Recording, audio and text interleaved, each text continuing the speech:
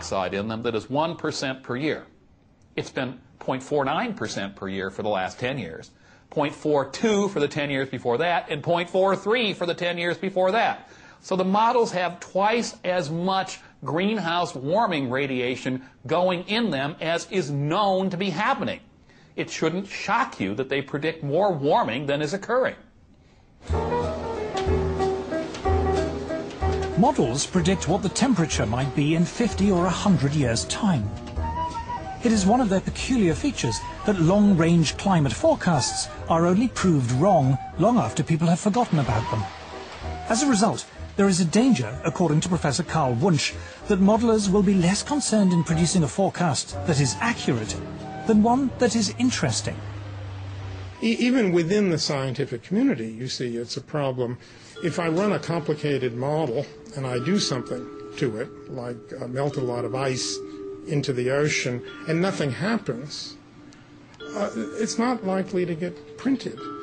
But if I run the same model and I adjust it in such a way that something dramatic happens to the ocean circulation, like the heat transport turns off, it will be published. People will say this is very exciting. It will even get picked up by the media. So there is a bias, there's a very powerful bias within the media and within the science community itself toward results which are dramatizable. The Earth freezes over. That's a much more interesting story than saying, well, you know, it fluctuates around. Sometimes the mass flux goes up by 10%, sometimes it goes down by 20%, but eventually it comes back. Well, you know, which would you do a story on? I mean, that's what it's about. To the untrained eye, computer models look impressive, and they give often wild speculation about the climate the appearance of rigorous science. They also provide an endless source of spectacular stories for the media. The thing that has amazed me as a lifelong journalist is how the most elementary principles of journalism seem to have been abandoned on this subject. In fact, the theory of man-made global warming has spawned an entirely new branch of journalism. You've got a whole new generation of reporters, environmental journalists. Now, if you're an environmental journalist, and if the global warming story goes in the trash can, so does your job. It really is that crude. And the reporting has to get more and more hysterical because there are still, fortunately, a few hardened news editors around who will say, you know, this is what you were saying 5 years ago. Ah, but now it's much, much worse. You know, there's going to be 10 feet of sea level rise by next Tuesday or something. They have to keep on getting shriller and shriller and shriller. It is now common in the media to lay the blame for every storm or hurricane on global warming. But is there any scientific basis for this? This is purely propaganda. Every textbook in meteorology is telling you the main source of weather disturbances is the temperature difference between the tropics and the pole. And we're told, in a warmer world, this difference will get less. Now that would tell you you'll have less storminess, you'll have less variability. But for some reason that isn't considered catastrophic. So you're told the opposite.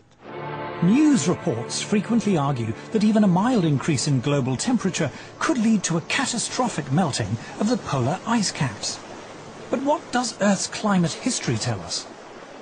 We happen to have temperature records of Greenland that go back thousands of years. Greenland has been much warmer. Just 1,000 years ago, Greenland was warmer than it is today, yet it didn't have a dramatic melting event. Even if we talk about something like permafrost, a great deal of the permafrost, that icy layer under the forests of Russia, for example, 7,000 or 8,000 years ago melted far more than we're having any evidence about it melting now. So in other words, this is a historical pattern again, but the world didn't come to a crunching halt because of it. Professor Siunishi Akasofu is head of the International Arctic Research Center in Alaska. The IARC is the world's leading Arctic research institute. Professor Akusofu insists that over time the ice caps are always naturally expanding and contracting. There are reports from time to time a big chunk of ice break away from the Antarctic continent. Those must have been happening all the time. But because now we have a satellite that can detect those, that's why they become the news. This data from NASA's meteorological satellites shows the huge natural expansion and contraction of the polar sea ice taking place in the 1990s. Practically all the TV programs that relate to global warming show big chunk of ice falling from the edge of the glaciers. But people forget that ice is always moving. News reports frequently show images of ice breaking from the edge of the Arctic. What they don't say is that this is as ordinary an event in the Arctic as falling leaves on an English autumn day. They ask me, did you see ice falling from the edge of the glaciers? Yes. That's the spring breakup. That's happened every year. Press come to us all the time, you know, I want to see something that the greenhouse disaster. I say there's none. Alarming television programs raise the fearful prospect of vast tidal waves flooding Britain. But what causes the sea level to change, and how fast does it happen? Sea level changes over the world in general are governed fundamentally by two factors. What we would call local factors, the relationship of the sea to the land, which often, by the way, is to do with the land rising or falling than anything to do with the sea. But if you're talking about what we call eustatic changes of sea, worldwide changes of sea, that's through the thermal expansion of the oceans, nothing to do with melting ice. And that's an enormously slow and long process.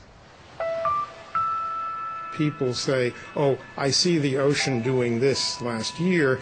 That means that something changed in the atmosphere last year. And this is not necessarily true at all. In fact, it's actually quite unlikely, because it can take hundreds to thousands of years for the deep ocean to respond to forces and changes that are taking place at the surface.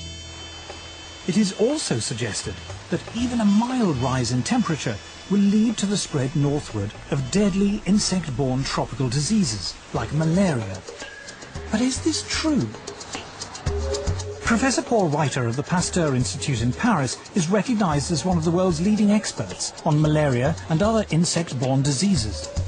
He is a member of the World Health Organization Expert Advisory Committee, was chairman of the American Committee of Medical Entomology of the American Society for Tropical Medicine, and lead author on the health section of the US National Assessment of the Potential Consequences of Climate Variability.